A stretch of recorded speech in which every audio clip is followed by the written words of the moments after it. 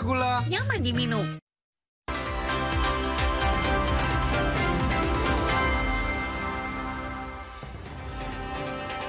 Terima kasih Anda masih menyaksikan Kompas Petang, Saudara. Polisi menetapkan mantan penjabat Bupati Kabupaten Lanijaya, Petrus Wakerwa, bersama dengan 5 ASN dan juga 3 kepala bank Papua sebagai tersangka kasus dugaan korupsi dana desa. Ada 9 orang yang ditetapkan sebagai tersangka, yakni mantan penjabat Bupati Petrus Wakerwa, 5 ASN di bidang Dinas Pemberdayaan Masyarakat Kampung Kabupaten Lanijaya, dan juga ada 3 pimpinan Bank Papua cabang Lanijaya. Dalam kasus ini, Saudara, polisi menyita barang bukti berupa uang tunai sebesar 14,6 miliar rupiah, ada 4 bidang tanah dan juga ada 4 unit kendaraan. Kerugian negara yang diakibatkan dari kasus dugaan korupsi ini mencapai sekitar 168 miliar rupiah.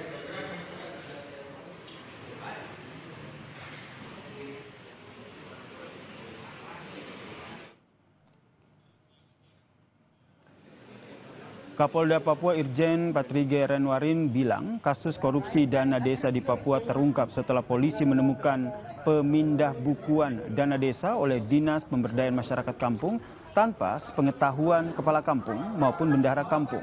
Sebagai pemilik rekening ini, Saudara, dana ratusan miliar rupiah ini rencananya akan diperuntukkan untuk masyarakat di 354 kampung sekabupaten Lanijaya, Saudara, di mana namun ternyata dana digunakan pelaku untuk kepentingan pribadi.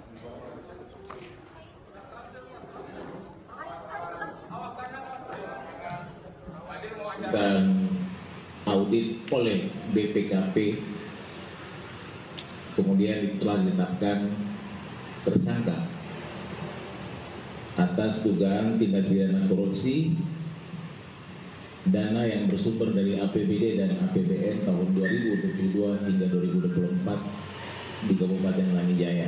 Dugaan kerugian negara sebesar 168 miliar 682 juta 675 ribu rupiah. Lebih lengkap soal kasus korupsi dana desa di Papua ini, Saudara, kami sudah terhubung dengan Kabid Humas Polda Papua, Kombes Cahyo Soekarninto. Selamat petang, Pak Kombes. Selamat petang, Mas Yasir. Pak Cahyo, kalau kita lihat ini total kerugian 168 miliar yang harusnya digunakan untuk dana desa 354 desa di kabupaten tersebut.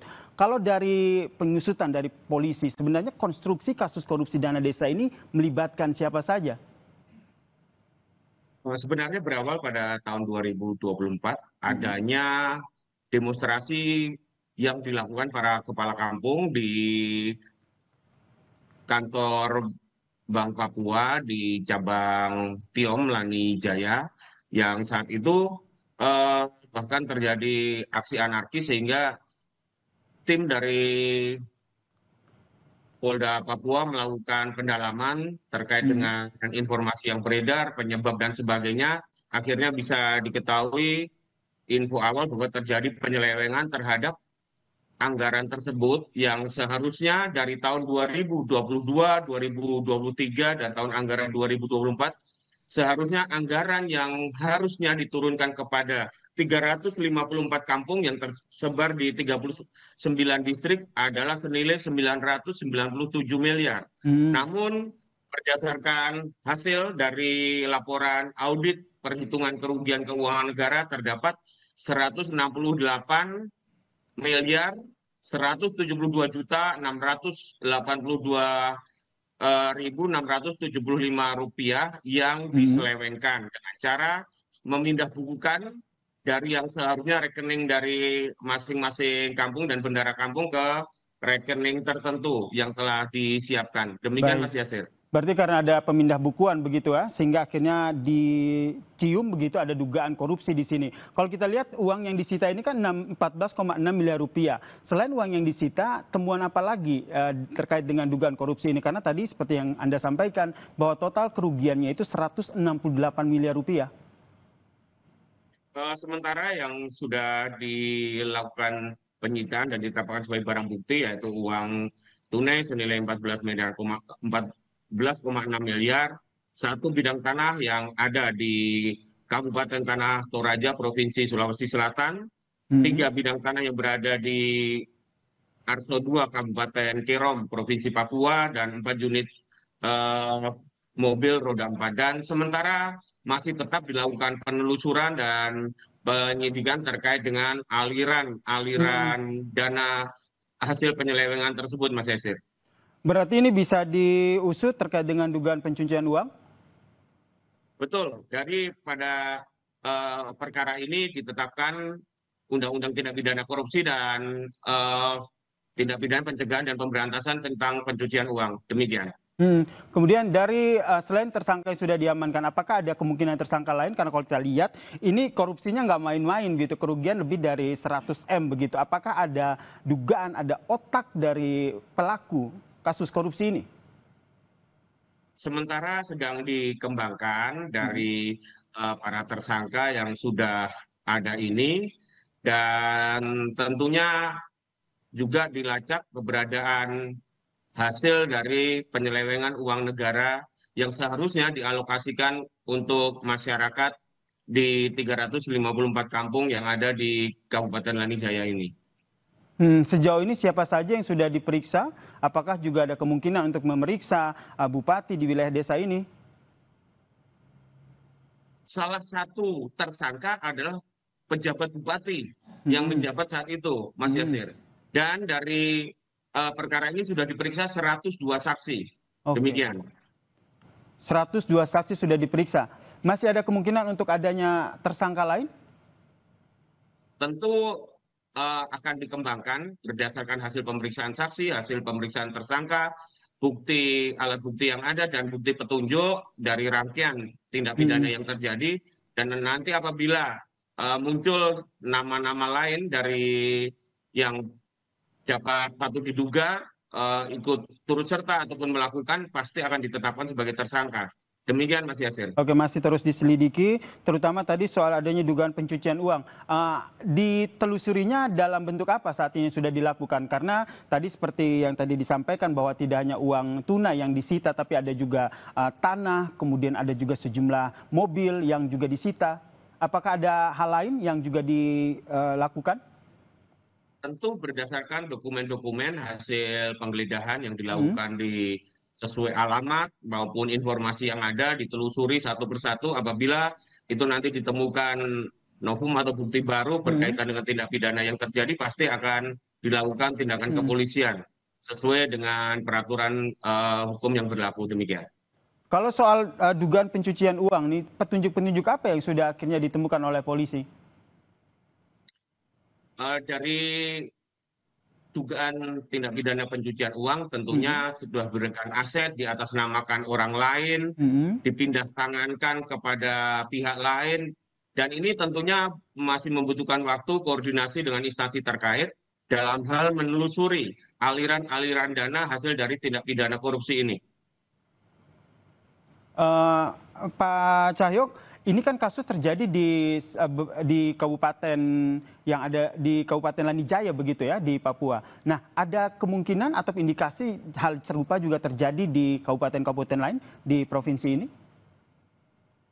Tentu Polda Papua sesuai petunjuk Mabes Polri berkomitmen untuk mendukung pelaksanaan pembangunan dengan melakukan upaya-upaya penindakan-penindakan terhadap hal-hal yang merugikan keuangan negara berkaitan dengan peningkatan kesejahteraan masyarakat. Demikian, Mas Yasir. Baik, terima kasih Kombes Cahyo, Kabid Humas Polda Papua telah berbagi informasi terkait dengan kasus ini. Salam sehat. Terima kasih, Mas Yasir. Salam sehat selalu. Dan saudara, ke informasi lain terkait dengan Kapolri Jenderal Listio Sigit Prabowo yang membuka suara mengenai tuntutan mundur yang sempat menghangat saat demo pada akhir Agustus lalu.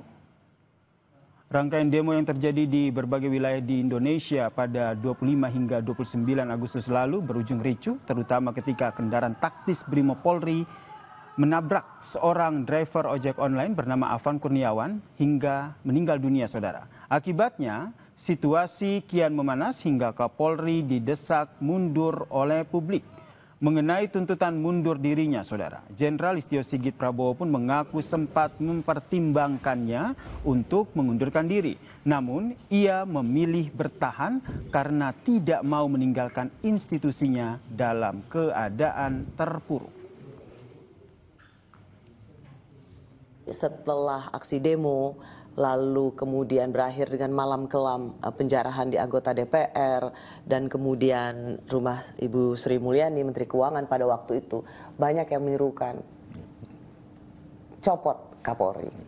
Saya juga bukannya tidak mendengar dan kemudian tidak berpikir untuk apakah saya harus mengundurkan diri ataukah saya harus bertahan.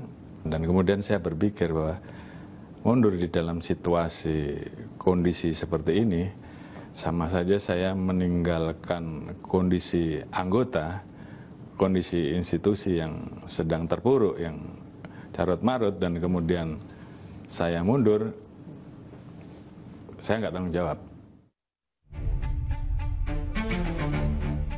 Memang kami semua dari Gerakan Nurani Bangsa, dari tokoh-tokoh tua yang merasa prihatin dengan terjadinya penahanan-penahanan seperti ini.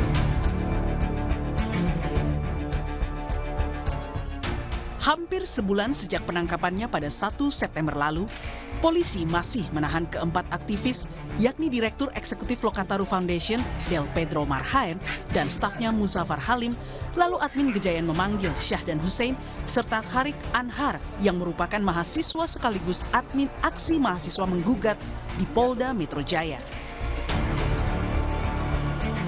Ibu negara keempat Sinta Nuria Wahid dan beberapa tokoh bangsa lainnya merasa prihatin dengan penangkapan para aktivis. Menurutnya, apa yang dilakukan Del Pedro CS adalah bentuk kebebasan bersuara yang dijamin oleh negara.